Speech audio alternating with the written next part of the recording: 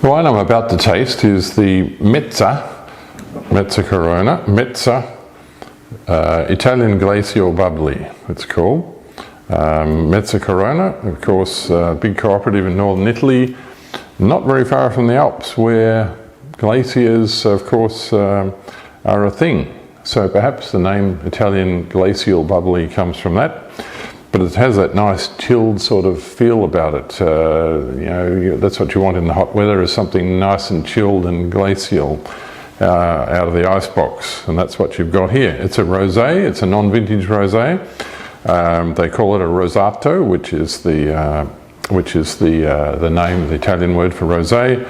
Rosato Vigneti della Dolomiti. So that's the actual IGT appellation of this wine.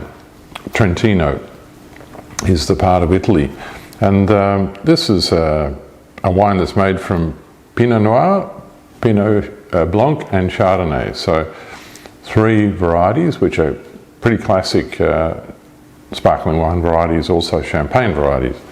Let's have a look at the colour. The colour is pale, really pale. It's barely pink at all. When you look at it in the bottle, it's definitely a light pink colour, but in the glass it's barely pink at all. It's very fashionable to have this pale colour in rosé, still or sparkling these days. When I pour it, it's got a nice collar of fizz, a good layer of bubbles on the top, and fine bubbles. Beautiful. When I smell it, it's very much about the fruit.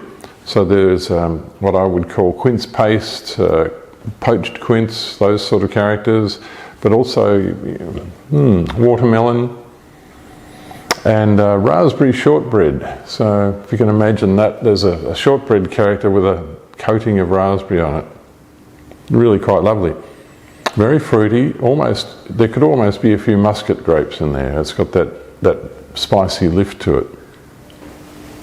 And in the mouth, it's light, it's delicate, it's restrained, it's youthful, it's fresh. It's got all those flavours I mentioned, a tiny little dab of sweetness, which just softens the wine and rounds it out. You would never call it sweet, but it's not bone dry either.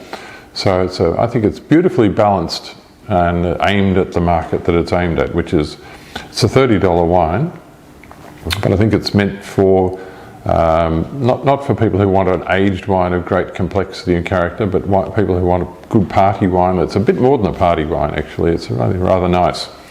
The finish is clean and refreshing and appetizing. Moderately long, not particularly persistent, but that's good harmony, good balance, good drinkability. It's got all the right things there.